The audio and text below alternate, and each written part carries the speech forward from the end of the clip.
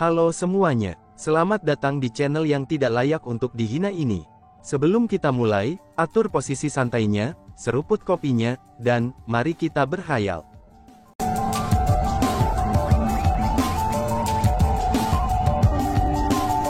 Melanjutkan cerita sebelumnya, adik kecil Chu Feng, kamu sudah bangun. Adik kecil Chu Feng, kamu baik-baik saja sekarang.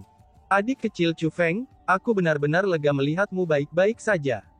Apakah kamu tidak tahu, betapa khawatirnya aku saat ini ketika kamu tidak sadar? Tiba-tiba saja, sekelompok orang bergegas keluar dari kerumunan. Tidak hanya mereka benar-benar mengelilingi Chu Feng dan Chu Yue, tetapi mereka bahkan mengungkapkan ekspresi keprihatinan yang mendalam. Itu seolah-olah mereka adalah kerabat Chu Feng yang telah mengenalnya selama bertahun-tahun, itu ketika mereka mulai bertanya kepada Chu Feng tentang kesehatannya dengan cemas. Pada saat itu, Chu Feng mengerutkan keningnya. Dia pun berpikir dalam hati. Generasi muda klan surgawi Chu sebenarnya hanya seperti ini juga, pikir Chu Feng. Saat itu, generasi muda Chu Heavenly Clan akan menolak untuk tidak peduli dengan Chu Feng. Namun saat ini, mereka bersikap penuh perhatian dengan penuh semangat. Reaksi mereka bukan karena cinta keluarga, tapi sebaliknya, itu karena mereka melihat potensi Chu Feng. Tepat pada saat itu, sebuah suara dingin terdengar keras. Sejak kapan sampah buangan itu menjadi adikmu? Ucap seseorang. Orang-orang yang telah mengepung Chu Feng dan bertindak sangat prihatin untuknya, itu dibuat terpana.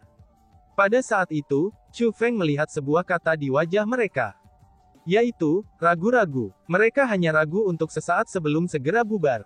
Mereka telah membuat keputusan. Mereka telah membuat pilihan antara Chu Feng dan orang yang berteriak sebelumnya.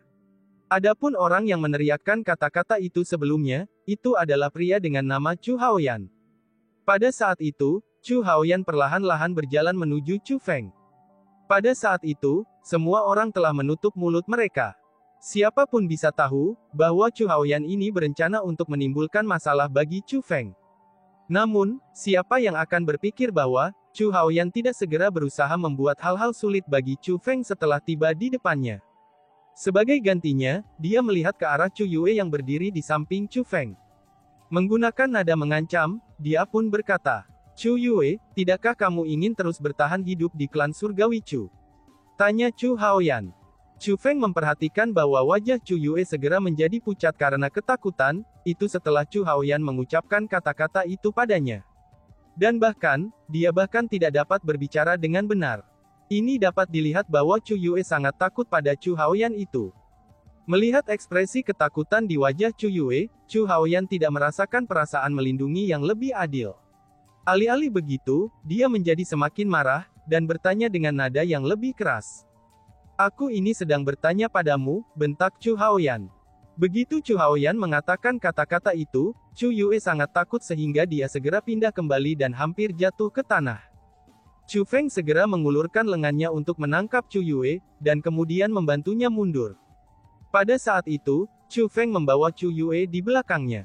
Dia menghadap Chu Haoyan langsung dan berkata, jika kamu tidak menyukaiku, katakan itu dengan terus terang.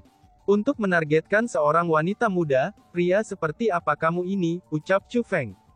Yo, kamu sendiri juga seorang pria. Apakah ini pahlawan yang menyelamatkan kecantikan? Hahaha, benar-benar luar biasa dan pantas dipuji.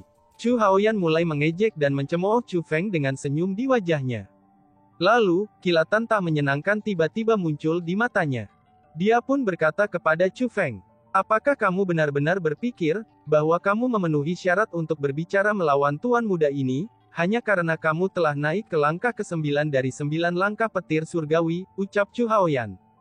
Kamu pasti tidak hadir hari itu. Tanya Chu Feng, apa yang kamu katakan? Balas Chu Haoyan dengan bingung. Apa yang aku capai bukanlah langkah ke-9 dari langkah surgawi. Tapi sebaliknya, itu adalah langkah ke-10, ucap Chu Feng mengoreksi. Aku tidak peduli itu. Apakah kamu menganggap dirimu sangat luar biasa? Balas Chu Haoyan. Tepat pada saat itu, Chu Haoyan benar-benar meraih kerah Chu Feng. Pada saat Chu Haoyan meraih kerah Chu Feng mulai mengerutkan keningnya. Dia bisa merasakan niat membunuh menyapu ke arahnya. Chu Feng, tepat pada saat itu, sebuah tangan meraih pergelangan tangan Chu Feng. Itu adalah Chu Yue. Chu Yue tidak hanya meraih Chu Feng, tapi dia juga mengirim transmisi suara kepadanya. Chu Feng, jangan memprovokasi Chu Haoyan ini. Kakeknya adalah tetua agung klan surgawi Chu. Selain Chu Ruoshi, Chu Lingqi, dan Chu Huanyu, maka tidak ada satupun di antara generasi muda yang berani menyinggungnya, ucap Chu Yue. Mendengar kata-kata itu, kemarahan Chu Feng ditekan secara paksa. Itu bukan karena Chu Feng takut pada Chu Haoyan, bahkan dia juga tidak takut pada latar belakang Chu Haoyan. Namun sebaliknya, Chu Feng khawatir tentang keselamatan Chu Yue. Chu Feng tidak punya rencana tinggal di Chu Heavenly Clan untuk waktu yang lama, karena dia suatu hari nanti akan pergi. Terlepas dari apakah dia tinggal atau pergi, maka dia tidak akan takut pada Chu Haoyan. Namun, itu akan berbeda untuk Chu Yue. Jika Chu Feng pergi, apa yang akan terjadi padanya? Dengan temperamen Chu Haoyan itu, dia pasti akan membalas dendam terhadap Chu Yue. Meskipun itu adalah pertama kalinya Chu Feng bertemu Chu Yue, tapi Chu Feng sudah mulai memiliki perasaan kasih sayang keluarga untuknya. Itu mungkin karena nama Chu Yue, atau mungkin karena dia telah merawatnya ketika dia tidak sadarkan diri. Namun Chu Feng benar-benar merasa bahwa Chu Yue adalah orang yang sangat dekat dan disayanginya. Dia benar-benar menganggapnya sebagai kakak perempuannya. Jadinya, Chu Feng harus menunjukkan pertimbangan demi dia. Apa-apaan ini? Apakah ekspresimu sebelumnya salah? Mungkinkah kamu ingin bertarung melawanku? Tantang Chu Haoyan. Tepat pada saat itu, Chu Haoyan mengangkat Chu Feng dengan kerahnya. Ketika Chu Haoyan mengangkat Chu Feng, tangan Chu Yue yang memegang pergelangan tangan Chu Feng menjadi semakin erat. Chu Feng bisa merasakan tangan Chu Yue menggigil. Dia benar-benar takut, dia sangat takut pada Chu Haoyan.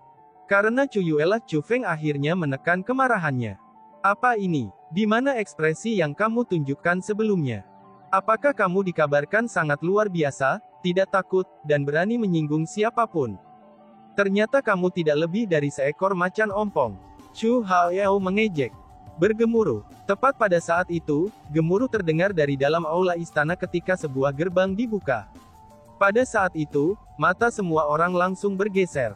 Alasan untuk itu adalah, karena pembukaan gerbang seleksi domain suci telah dimulai. Chu Haoyan, kultivasimu di atas Chu Feng, tentu saja kamu jelas lebih kuat darinya. Bahkan jika kamu bertarung melawannya dan menang, kamu hanya akan menang melalui keuntungan yang tidak adil. Tepat pada saat itu, sebuah suara segera terdengar. Itu adalah Chu Ruoshi. Chu Ruoshi, tampaknya kamu memiliki hubungan yang cukup baik dengan Chu Feng ini. Apakah kamu benar-benar berbicara untuknya sekarang? Kata Chu Haoyan dengan eksentrik. Jika aku memiliki hubungan dengan Chu Feng, aku pasti tidak hanya berbicara sekarang. Tapi sebaliknya, kamu sudah akan berbaring di tanah, kata Chu Ruoshi. Kamu, seru Chu Haoyan. Mendengar kata-kata itu, Chu Haoyan segera mengungkapkan ekspresi marah.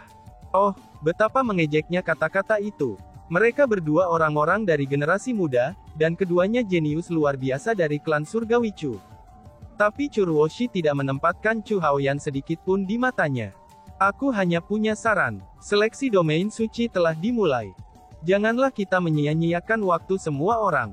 Jika kamu merasa bahwa kenaikan Chu Feng ke langkah ke-10 hanyalah reputasi palsu, dan bukan kemampuan yang sebenarnya, kamu dapat menggunakan pemilihan domain suci ini untuk bersaing melawannya. Kalian berdua bisa memasuki gerbang kematian, dan siapapun yang keluar pertama akan menjadi pemenangnya. Bagaimana menurutmu? Kata Chu Ruoshi. Aku secara alami tidak akan punya masalah dengan itu, kata Chu Haoyan dengan tidak setuju. Adik kecil Chu Feng, bagaimana denganmu? Chu Ruoshi menatap Chu Feng. Namun sayangnya, Chu Feng tidak menjawab. Meskipun Chu Haoyan masih meraih kerahnya, meskipun dia masih memprovokasi dan menghinanya, meskipun Chu Feng bisa merasakan tatapan bertanya dari kerumunan, tapi Chu Feng masih tidak menjawab. Itu bukan karena Chu Feng takut. Bagaimana mungkin Chu Feng bisa takut? Sementara dia tidak takut pada Chu Haoyan, tapi dia takut dengan keadaan Chu Yue. Dia takut bahwa Chu Yue akan terluka setelah dia meninggalkan klan surgawi Chu. Ini hanya akan menjadi pertandingan antara kamu dan Chu Haoyan. Terlepas dari hasil pertandingannya, itu tidak akan ada hubungannya dengan siapapun. Jika seseorang menargetkan orang lain karena pertandingan ini, atau mencoba membalas dendam di masa depan, maka aku, Churwoshi, akan berdiri untuk menegakkan keadilan, kata Churwoshi. Churwoshi sangat cerdas. Paling tidak, dia jauh lebih pintar daripada banyak orang yang hadir. Dia tidak merasa bahwa Chu Feng telah diam begitu lama, itu hanya karena dia takut pada Chu Haoyan. Tapi sebaliknya, dia bisa mengatakan bahwa Chu Feng mengkhawatirkan Chu Yue. Itulah sebabnya dia mengucapkan kata-kata itu. Setelah Churwoshi mengucapkan kata-kata itu, tangan Chu Yue meringankan cengkeraman mereka. Tampaknya dia merasa jauh lebih nyaman dengan Churwoshi sebagai pendukungnya.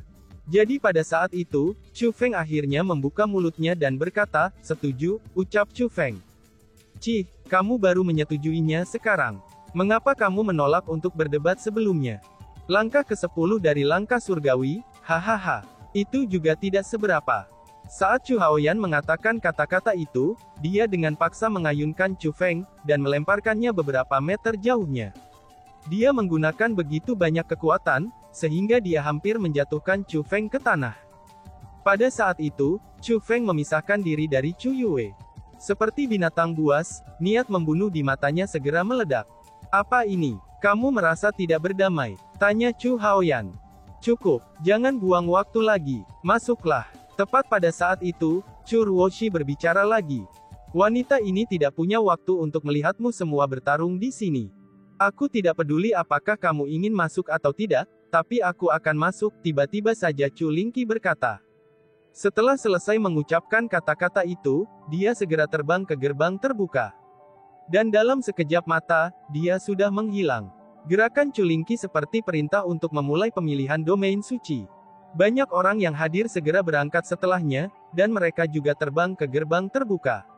"Hai sampah, hari ini aku akan memberi Churwoshi wajah, dan memberi tahumu apa itu jenius sejati. Jika kamu merasa tidak berdamai, maka aku, Chu Haoyan, akan mengajarimu dengan benar setelah seleksi domain suci ini selesai," kata Chu Haoyan sambil menunjuk Chu Feng. Setelah dia selesai mengucapkan kata-kata itu, dia juga mulai terbang menuju gerbang yang terbuka. Adapun Chu Feng, dia tidak langsung berangkat. Sebagai gantinya, dia tiba di samping Chu Yue dan bertanya dengan cemas. "Kakak Chu Yue, apakah kamu baik-baik saja?" tanya Chu Feng. "Adik kecil Chu Feng, aku benar-benar minta maaf. Itu semua karenaku, bahwa kamu akhirnya menderita," kata Chu Yue dengan ekspresi minta maaf di wajahnya. Chu Feng sedikit terkejut saat mendengar kata-kata itu. Tampaknya, Chu Yue ini sangat pintar. Dia tidak hanya tahu bahwa Chu Feng hanya menanggung penghinaan Chu Haoyan karenanya, tetapi dia juga tampaknya memahami temperamen Chu Feng juga. Dia tahu bahwa dengan temperamen Chu Feng, dia pasti akan melawan Chu Haoyan jika bukan karena dia menghentikannya. Berpikir tentang itu bisa dimengerti baginya untuk mengetahui tentang temperamen Chu Feng. Setelah semua, dia telah melihat Chu Feng sudah di alam biasa 100 perbaikan. Wajar baginya untuk mengetahui sedikit tentang kepribadian Chu Feng.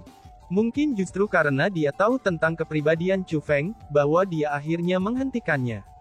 "Selama kakak Chu Yue baik-baik saja, maka aku, Chu Feng, tidak akan merasakan keluhan," kata Chu Feng sambil tersenyum. Itu adalah senyum yang sangat acuh tak acuh.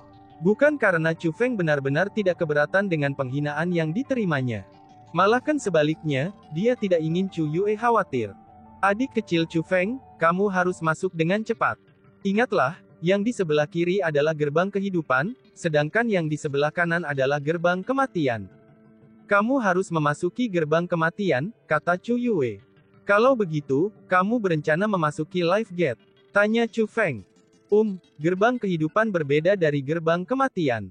Aku tidak memiliki kekuatan untuk memasuki gerbang kematian. Adapun perbedaan yang sebenarnya, aku akan memberitahumu tentang hal itu nanti saja. Saat ini, kita harus segera memasukinya. Kalau tidak, aku mungkin akan kehilangan kesempatan untuk mendapatkan kualifikasi, kata Chu Yue. Setelah mengucapkan kata-kata itu, Chu Yue menjadi cemas. "Baiklah, mari kita masuk bersama," ucap Chu Feng. Setelah Chu Feng selesai mengatakan kata-kata itu, dia meraih Chu Yue dan mulai terbang menuju gerbang yang terbuka. Pada saat itu, hanya 4 sosok yang memasuki gerbang kematian. Mereka adalah Chu Lingqi, Churwoshi, Chu Haoyan, dan Chu Huanyu. Chu Haoyan dan Chu Huanyu saat ini berjalan berdampingan. Chu Huanyu, dengan betapa tidak bergunanya Chu Feng, mengapa kamu tidak mengatasinya sebelumnya? Chu Haoyan berbicara dengan sangat bangga. Dia tampaknya memamerkan kepada Chu Huanyu, bagaimana dia berhasil mempermalukan Chu Feng.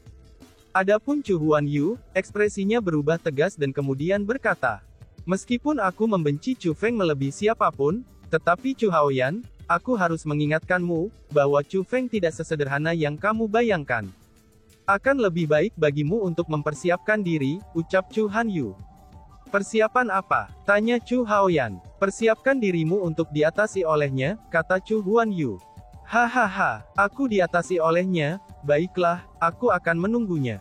Aku akan menunggu sampai itu datang mengatasiku. Hahaha. Chu Huanyu, oh Chu Huanyu. Apakah kamu sudah melatih dirimu hingga bodoh setelah lama berlatih? Kamu benar-benar mengatakan bahwa sampah seperti itu akan menggatasiku. Chu Haoyan tertawa puas, dan seolah-olah dia mendengar lelucon yang sangat konyol. Melihat Chu Haoyan seperti itu, ekspresi Chu Huanyu berubah. Dengan segera, dia pun berkata, ingat ini, kamu sudah ku peringatkan, ucap Chu Hanyu. Setelah dia selesai mengatakan kata-kata itu, Chu Huanyu mempercepat kecepatannya. Dan tiba-tiba saja bersambung. Sekian dan terima kasih banyak. Bye-bye.